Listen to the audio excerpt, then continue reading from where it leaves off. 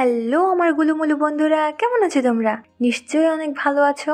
আমি তোমাদের ভালো রাখতে তো প্রতিদিন নতুন নতুন গেম প্লে ভিডিও নিয়ে আসি, আর সেই সাথে তোমাদের সুখ দেওয়ার গল্প। তো তোমরা আমার চ্যানেলটি সাবস্ক্রাইব করে দিও প্লিজ। তো চলো শুরু করে দিই আজকের ভিডিও। এই কাহিনী আজ থেকে 3 বছর আগের। শিমুল চাকরি করে একটা বড় কোম্পানিতে।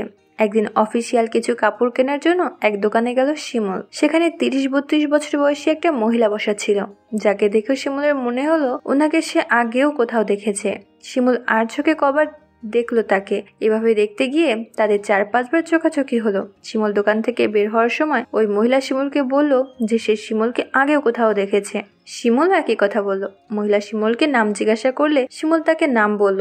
শিমুলের নাম শুনে হঠাৎ হেসে দিয়ে উনি বললেন, তুমি এত বড় হয়ে গেছো? শিমুল বলল, কিন্তু ম্যাডাম আমি তো আপনাকে চিনতে পারছি না। মহিলা বললেন, চিনবে কিভাবে? আজ 7 বছর পর দেখা। শিমুল বলল, কিন্তু ম্যাডাম আমি এখনো আপনাকে চিনতে পারছি না। মহিলা শিমুলকে বলল, আমি তোমাকে 7 বছর আগে পড়াতাম। সাথে সাথে শিমুলের মনে পড়ল ওনাকে। শিমুল বলল, কত বছর পর আপনাকে দেখছি, কোথায় ছিলেন এতদিন? মহিলা বললেন, সব বলবো তোমাকে, আগে আমাকে বাসায় একটু লিফট দাও কষ্ট করে। ওনাকে শিমুল গাড়িতে বসতে বলে। শিমুল গাড়ি চালাতে শুরু করলো। টুকটাক কথাবার্তা বলতে বলতে শিমুল জানতে পারলো উনি কাল মাত্র এই বাড়িতে এসেছেন। স্বামী মারা যাওয়ার পর থেকে এতদিন বাবার বাড়িতেই ছিলেন। মহিলার ঘরের সামনে এসে পৌঁছালো তারা। উনি গাড়ি থেকে নেমে শিমুলকে বললেন ভিতরে এসে 1 কাপ চা খেয়ে যেতে। যেহেতু ম্যাডাম বলেছে তাই শিমুল গাড়ির একপাশে রেখে বাড়ির ভিতরে ঢুকলো। শিমুল ওনাকে এতদিন পর এই বাড়ির আসার উদ্দেশ্য জানতে চাইলে উনি শিমুলকে বললেন যে কিছুদিন এই বাড়িতে থাকবেন এবং বিক্রি করে দিয়ে চলে যাবেন, আর এই সময় কোন একটা স্কুলে পড়াবেন। কথা বলতে বলতে উনি তাদের দুজনের জন্য চা বানিয়েছিলেন।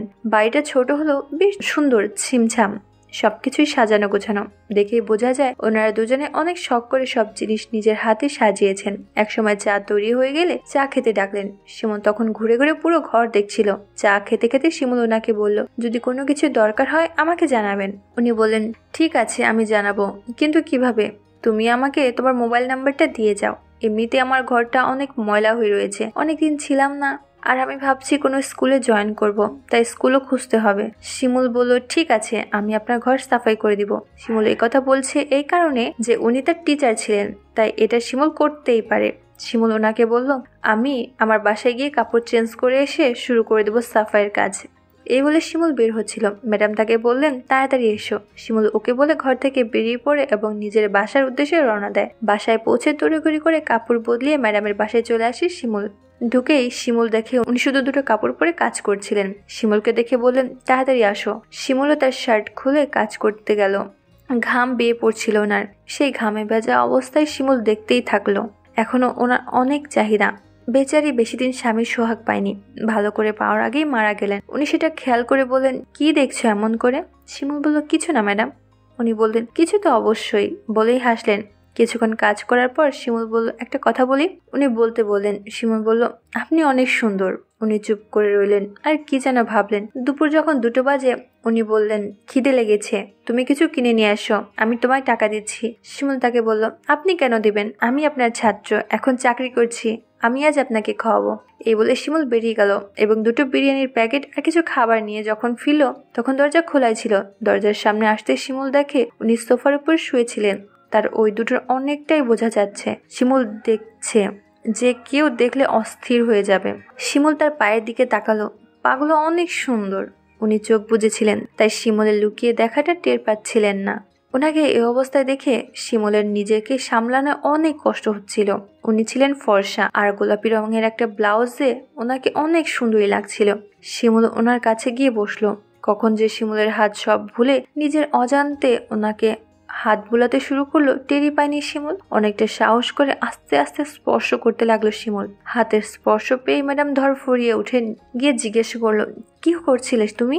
শিমুলের মুখ লাল হয়ে গেল লজ্জায়, কোনো শব্দ বের হচ্ছিল না। শিমুল আকস্মিকতায় ছুটে যেতেই উনি বলেন, অনেক পাকা হয়ে গেছে তুমি, এসো খাবার খেয়ে নাও, অনেক কাজ বাকি পড়ে আছে। খাওয়া শেষ করে তারা আবার কাজে লেগে গেল। শিমুল আর চোখে ওনাকে দেখছিল আর কাজ করছিল। সময় গড়িয়ে চলল। হঠাৎ ঘড়ির দিকে নজর দিতেই শিমুল দেখলো রাত 9টা বাজে। এত সময় যে কিভাবে পার হয়ে গেল টেরই পেল না শিমুল। উনি এটা খেয়াল করে শিমুলকে বললেন, 9টা বেজে গেল অথচ কাজ শেষ হলো না।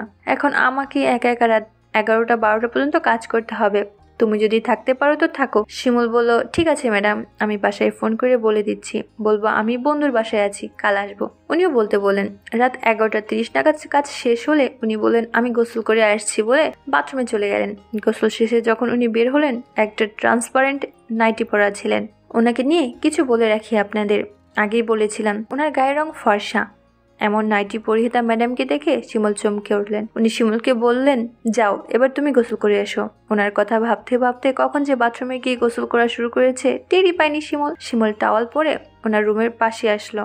উনি বললেন, সারা ঘরে জিনিসপত্র অগোছালো হয়ে পড়ে আছে, তোমাকে আমার রুমে ঘুমাতে হবে আজ। ওনার সমস্ত জিনিস বাঁধা ছিল আর শিমুলেরও অতিরিক্ত কোনো কাপড় ছিল না, তাই টাওয়াল পরেই থাকতে হলো। এই অবস্থায় বাইরে যাওয়া সম্ভব না, তাই দুজনে ঠিক করলো দুপুরে রয়ে যাওয়া খাবারই খাবে, সাথে ঘরে যা আছে তাই চলবে। খাওয়া শেষে উনি রুমে চলে গেলেন। শিমুল কিছুক্ষণ সোফায় বসে রুমের দিকে হাঁটতে শুরু করলেন। শিমুল বেডরুমে যখন ঢুকলো, দেখে দুপুরে সেই দৃশ্য আবার। শিমুল ওনাকে দেখে উত্তেজিত হতে লাগলো। উনি লক্ষ্য করলেন ব্যাপারটা, কিন্তু কিছুই বললেন না। শিমুল চুপচাপ ওনার পাশে শুয়ে পড়লো ঠিকই, কিন্তু চোখ বন্ধ করতে পারছিল না। কিছুতেই নিজেকে শান্ত করতে সম্ভব হচ্ছিল না শিমুলের। ঘন্টাখানেক পরে উনি শিমুলকে ডাকলেন। শিমুল জবাব না দিয়ে চুপ করেছিল, যেন ঘুমিয়ে পড়েছে। শিমুল মনে মনে ভাবছিল, উনি তাহলে ডাকলেন কেন? আচমকা যা হলো তাতে শিমুল নিজেই বিশ্বাস করতে পারছিল না। শিমুল দেখলো উনি একটা হাত শিমুলের উপরে রাখলেন, তারপর আস্তে আস্তে নিচে এনে শিমুলকে উত্তেজিত করে তুলছিলেন। শিমুল অনেক গরম হয়ে উঠছে। হয়তো উনিও এটা টের পেয়ে শিমুলকে বলতে লাগলো, দেখো আমি জানি তুমি এখনো ঘুমাওনি, আমার দিকে ফেরো, দেখো আমাকে। শিমুল ওনার দিকে ফিরে তাকালো। উনি বলতে লাগলেন, আমার স্বামীর মৃত্যুর পর এত বছর না আমি সুখ পেয়েছি, না আমি সুখ নিয়ে কখনো ভেবেছি, কেননা এতদিন বাবার বাড়িতে ছিলাম, সেখানে অনেক কড়া রীতি। আজ তুমি যখন আমাকে স্পর্শ করলে এতগুলো বছর পর, আমার আবার ভিতরে সুখ পাবার ইচ্ছা জেগে উঠলো। আমি তখন ওই সময় বাধা দিয়েছিলাম এই কারণে যে আমি নিজেও ঠিক করতে পারছিলাম না তোমার সাথে এসব করা ঠিক হবে নাকি হবে না। অনেক ভাবার পর সিদ্ধান্ত নিলাম তুমি আমার জন্য উপযুক্ত। এই বলে উনি শিমুলকে ওনার কাছে টেনে নিলেন। শিমুলও আর দেরি না করে ওনার কাছে চলে আসলো, তারপর শুরু করে দিল। তো উনি কেমন যেন বন্য হয়ে উঠলেন উত্তেজনায়, কোনো হুঁশ ছিল না। ওনার এই উত্তেজনা দেখে শিমুলের জোশ আরো বেড়ে গেল। শিমুল দেরি না করে শুরু করে দিল তাদের আসল কাজ। এভাবেই চললো কিছুক্ষণ। তারপর তারা দুজনেই বেশ হাঁপিয়ে গিয়েছিল। তারপর তারা পাশাপাশি শুয়ে রইল। কিছুক্ষণ পর উনি শিমুলকে বলেন, আমি আজ অনেক তৃপ্ত, অনেক খুশি। তোমার ইচ্ছা পূরণ আমার অনেক ভালো লেগেছে। আমি যে কয়দিন এখানে আছি প্রতিদিন তুমি এসে আমাকে সুখ দিয়ে যাবে। সেদিনও আরো 3 বার শিমুল তাকে দিয়ে ইচ্ছা পূরণ করেছে। সকাল 11টায় শিমুলের ঘুম ভাঙে। ওনার ডাকে চা করে এনেছেন। চা খেয়ে আবারও শুরু করে দিল। তো বন্ধুরা, কেমন ছিল আজকের গল্পটি? নিশ্চয়ই অনেক সুখ পেয়েছো আমার গল্পটি শুনে। এমনই সব সুখ নেবার গল্প শুনতে হলে আমার চ্যানেলটি সাবস্ক্রাইব করো আর আমার সাথেই থাকতে হবে। তোমরা সবাই অনেক অনেক ভালো থেকো আর এভাবেই নিজেকে শান্ত করো। Bye bye.